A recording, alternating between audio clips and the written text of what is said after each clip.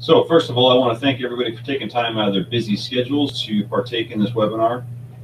Over the years, we've had some very good feedback.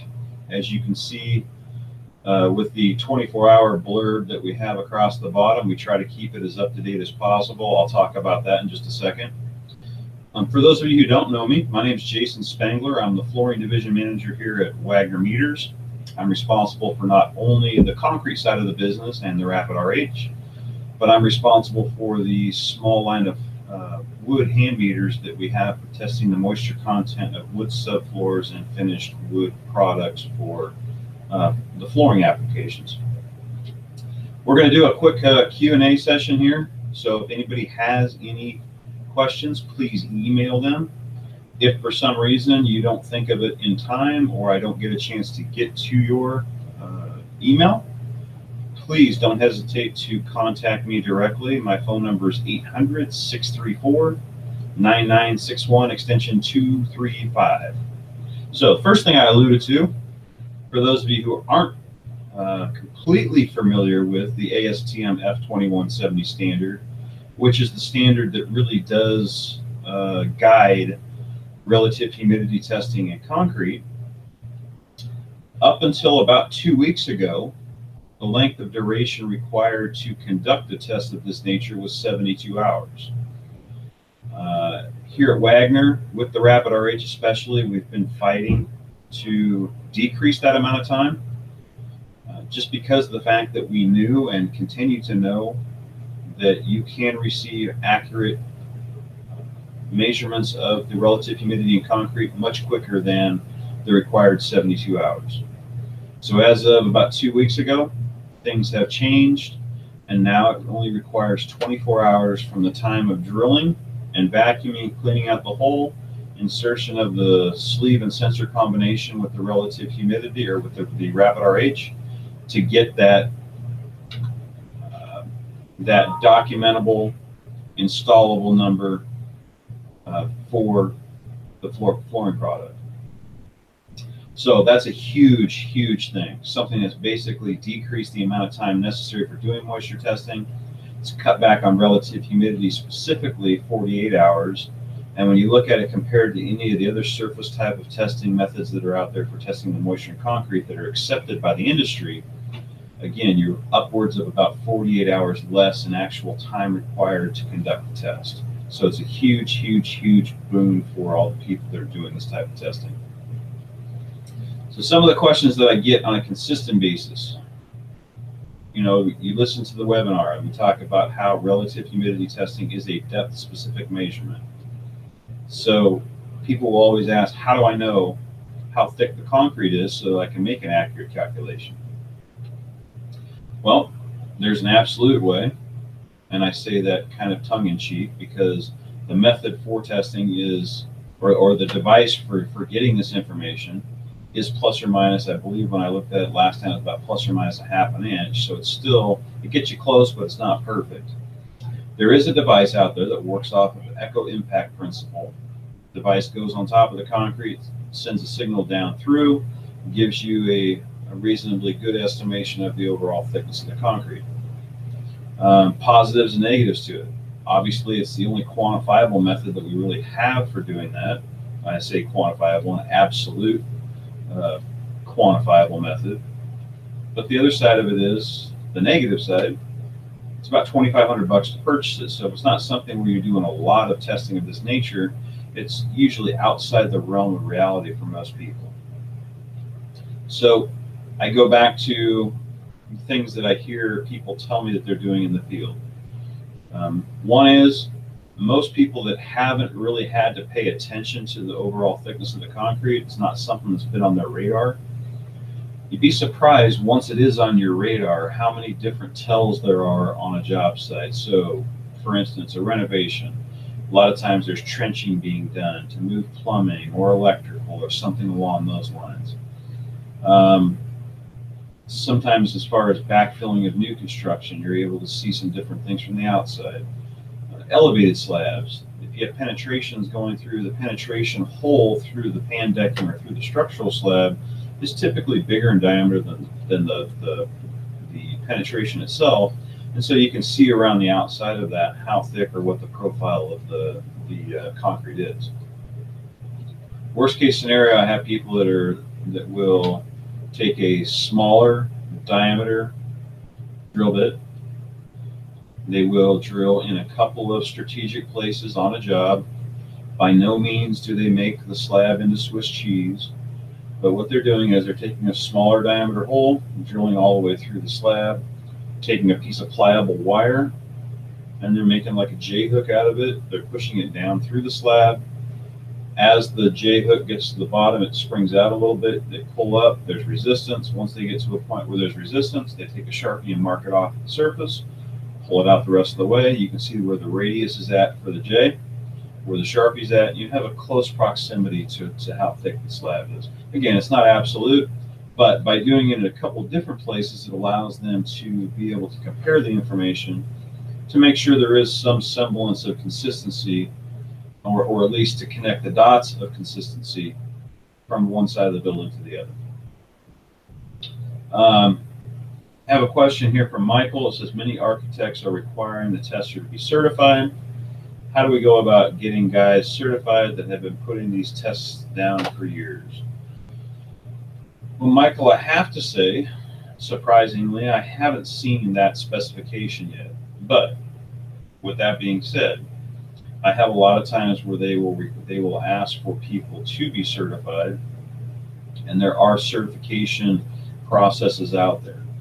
A lot of times when an architect, in my experience, when an architect asks for a certified installer of product, it seems like they don't know exactly what they're asking for, so it ends up being a situation where, are they looking for somebody who's certified in the method of testing, or somebody who is certified to use the product? And so when it really comes down to it, I think a lot of times they'd like to have the original thing I said, which is somebody who is certified at the method of testing. So me not being real huge, and this is a personal thing for me, not being real huge on most of the certifications that are out there, because I think that you can buy certifications in many aspects. There is a moisture testing certification out there that I do believe is extremely valid and extremely critical for people who are going to be doing a lot of moisture testing. It's a independent agency. It's the International Concrete Repair Institute, and they do it in strategic areas throughout the United States throughout the year. It's a 2-day class. It's usually a day in the classroom with a book knowledge test, and then a half a day that you spend doing physical hands-on testing with somebody looking one-on-one right over your shoulder to ensure that you are doing the whichever method we're looking at, and they do all of them. So they do calcium chloride certification, they do moisture testing certification across the board. So they have multiple methods that they certify you on, so that you are fully versed on exactly what you should be doing based on your methodology. And also, it's nice if you're out on the job and somebody else has done testing, that you can kind of look at it and say, ooh, they didn't do it right. So again, the association is the International Concrete Repair Institute. Their website is icri.org. And it looks like Dan, he seconds Michael's question. We get challenged on the results every time it's high. Well, again, you wouldn't get challenged if it was low. And I always get kind of a chuckle out of that, because they always assume that because you guys as flooring installers, if it's high, you're obviously doing something wrong. They don't look at it from the standpoint that, oh, hey, guess what? We're trying to do something physically with, especially new construction, we're trying to do something physically with concrete that's not possible. We don't completely understand exactly the fact that the testing methodology that we should be doing, or the way we should be doing it, is with the building enclosed, with the HVAC going. So it's always going to be the person who's presenting the information where it's high, that they're always going to get questioned. I think with something like this having those credentials, it holds a lot of validity when you're having these discussions, because not many people have this certification, and it puts you at a level above most of the people that you're dealing with. And when I say that, I mean, I'm even talking with when you have somebody who you're going up against who's an engineer, or somebody you're going up against who's, you know, a general contractor on the QC side of stuff. So it definitely is something that holds a lot of weight, and that's where I think credentials and certification are huge and very beneficial.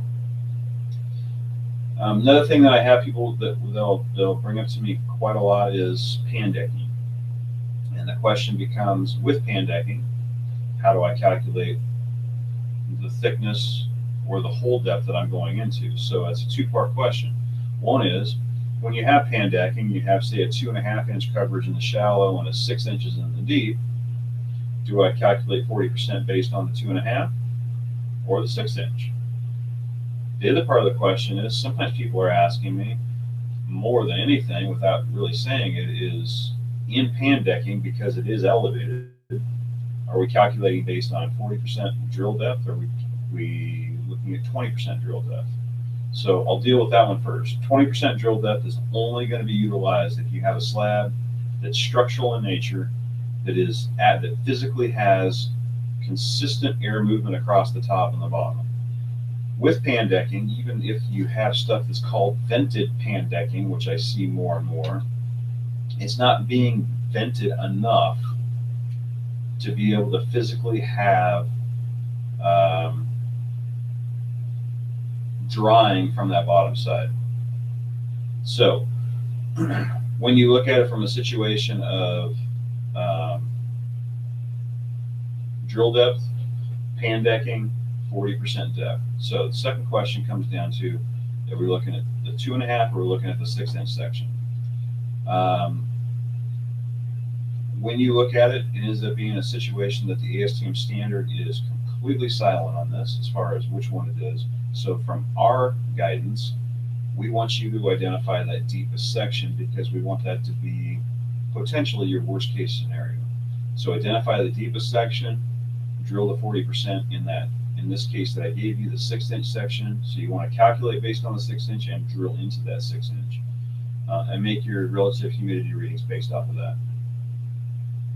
Dan's come back with, the architect always wants the certification to be from the testing system manufacturer.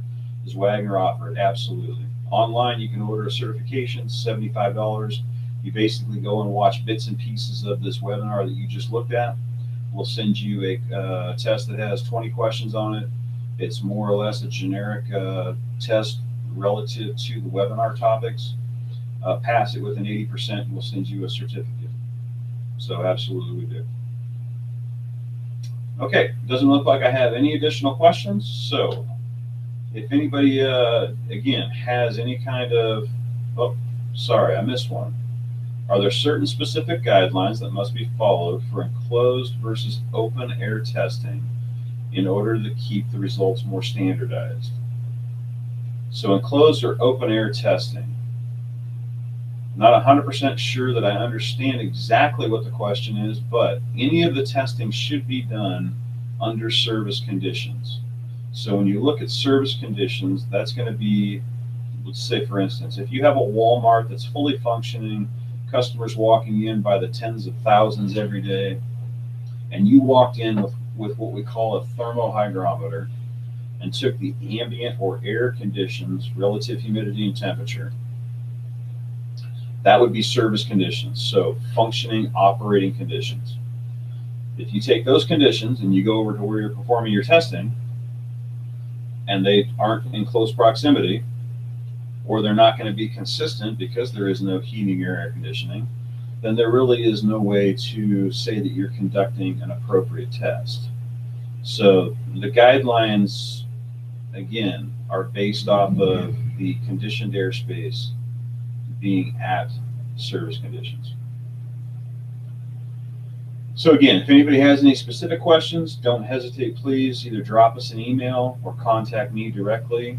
My name is Jason Spangler, 800-634-9961, and it's extension 235. Thanks, and have a great day.